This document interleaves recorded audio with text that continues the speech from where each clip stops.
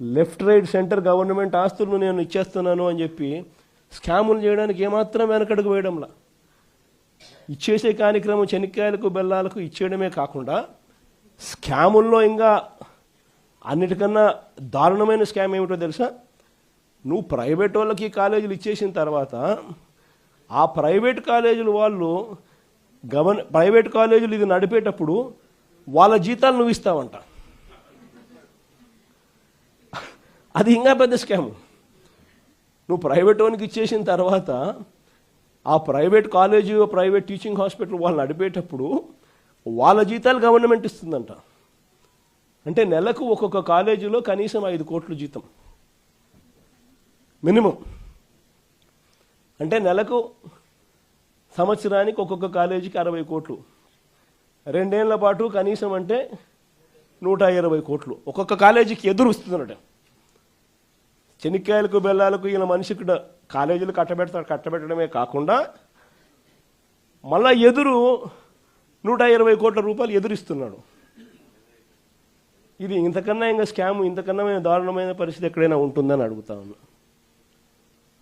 ఇవన్నీ రేపొద్దున మనం ఇన్ని ప్రయత్నాలు చేసిన తర్వాత కూడా ఎక్కడన్నా కూడా చంద్రబాబు నాయుడు వినకుండా దీనికి ముందుకు తీసుకొని పోతే మాత్రం ఆ తర్వాత కాలేజీలు తీసుకున్నోడిని మాత్రం మనం అధికారంలోకి వచ్చిన వెంటనే 2 నెలలు జరగక మునిపే అందరు జైళ్ళల్లో ఉంటారు.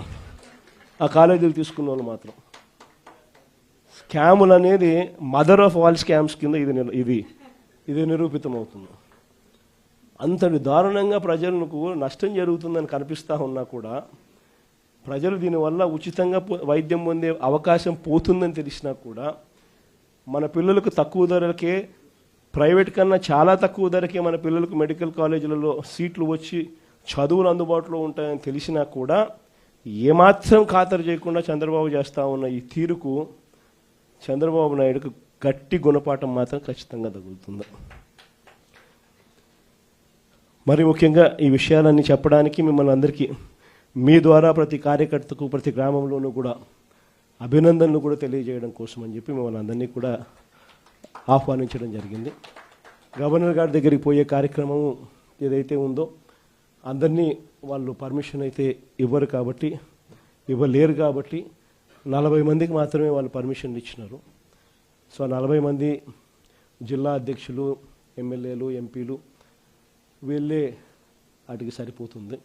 కానీ పోయే ముందు అందరం కూడా అంబేద్కర్ గారి విగ్రహానికి ఒకసారి ఆయన విగ్రహం దగ్గరికి పోయి ఆయన దగ్గరికి పోయి జరుగుతూ ఉన్న అన్యాయాన్ని అంబేద్కర్ గారి పాదాల చెంతనో అంబేద్కర్ గారి విగ్రహం దగ్గరనో వాళ్ళు ఎంత దూరం పంపిస్తారో నాకు తెలియదు. వాళ్ళు ఈ చంద్రబాబు నాయుడు అనే ప్రభుత్వం అనేది పూర్తిగా అన్యాయమైన ప్రభుత్వం కాబట్టి అంబేద్కర్ గారిని దర్శించుకుని ఆయన కూడా జరుగుతూ ఉన్న అన్యాయం కాపీనిగా ఆయన దగ్గర ఒకసారి పెట్టి అటు నుంచి అటే 40 మంది మీ గవర్నర్ గారి దగ్గరికి పోయే కార్యక్రమం చేస్తాం.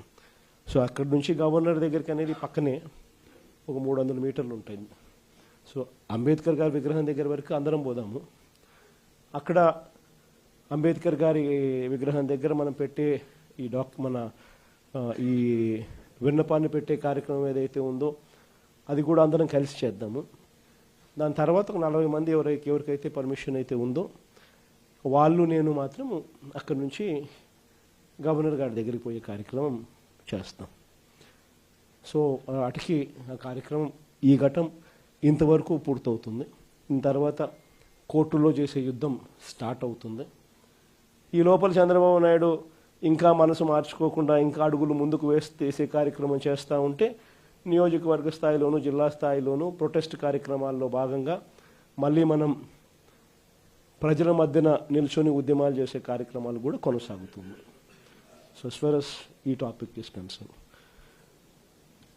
అంటే బై అండ్ లార్జ్ ఇది చెప్పడానికి థ్యాంక్ యూ.